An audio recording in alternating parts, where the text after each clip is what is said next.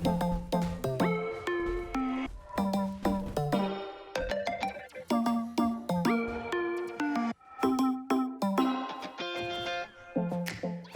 there Starseekers, my name's Luke and welcome back to the channel for another indie game review, where this time we're going to be taking a look at Space Otter Charlie. It's a physics-based puzzle platformer where in this case the physics are zero gravity. You play as Charlie, a space otter who alongside his crew embarks on a mission into the unknown depths of space in search of a new planet to inhabit after Earth was abandoned by those ungrateful humans. To succeed in your quest, you're going to have to master movement in zero G, battle against the hostile threats of the universe and solve a fair few puzzles along the way.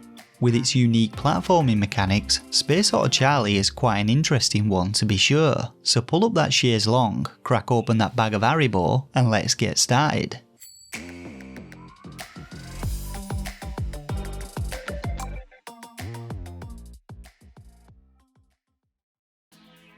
So the story of how Charlie and his pals ended up in space actually sends an important message amongst its humour.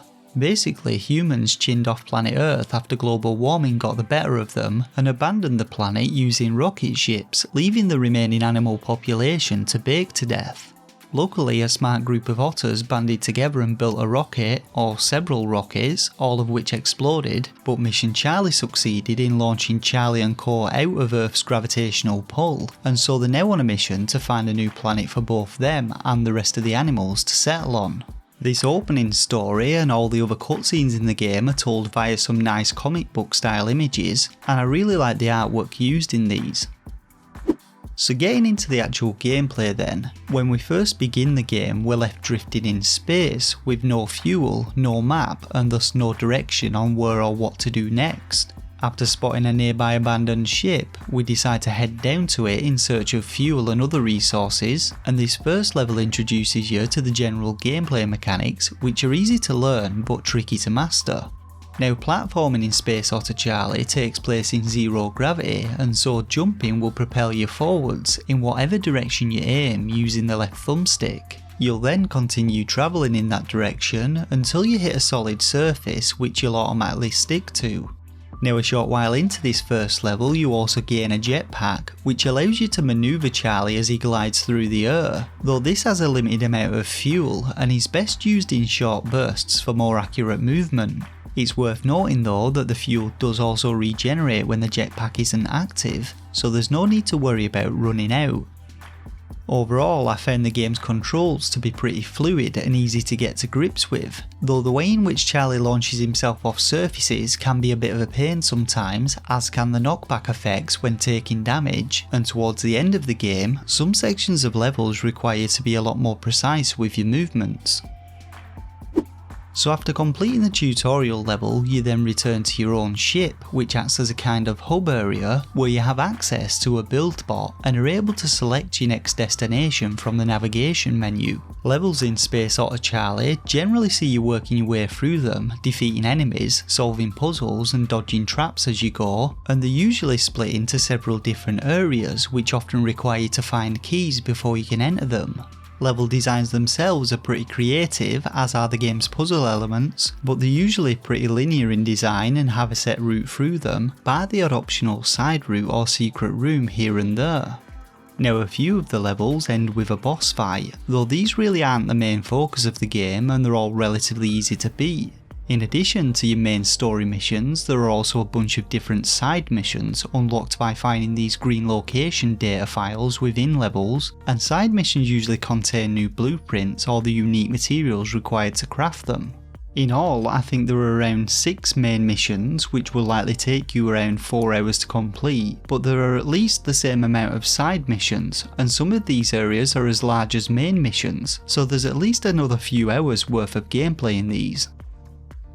Now as you get to working your way through levels, you'll begin to encounter a bunch of different hostile enemies all out to get Charlie, and so you're going to need plenty of firepower to defend yourself with.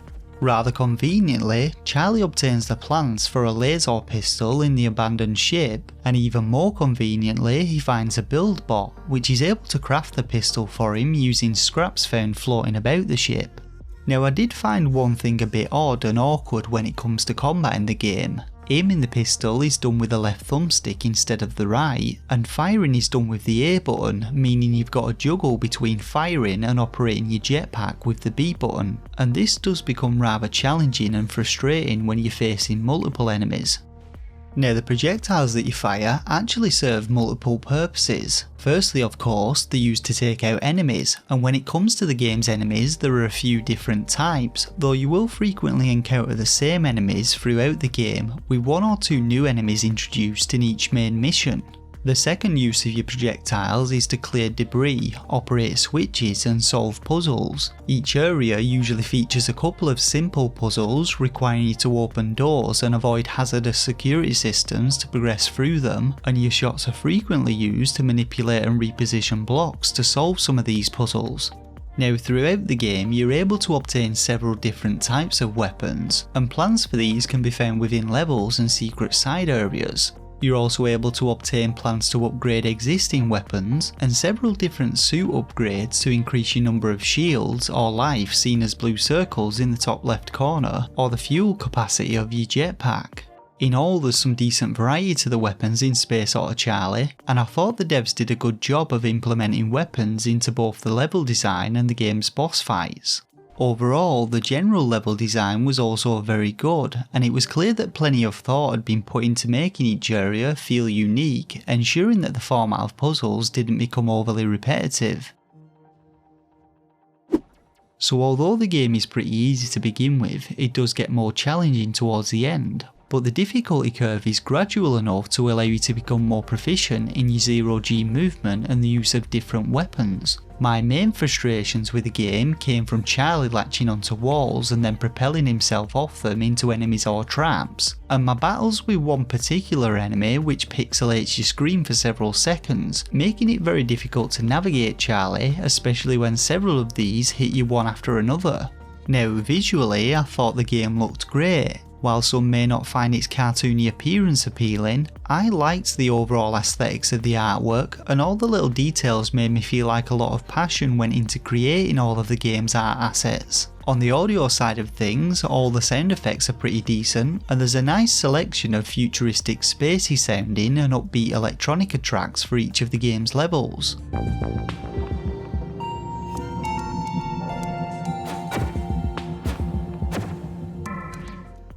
So in all, I enjoyed my time with Space Otter Charlie. It's a fun game to play casually, and it's got a decent amount of variety and content in its levels, though I personally think its price point may be a little high for some people.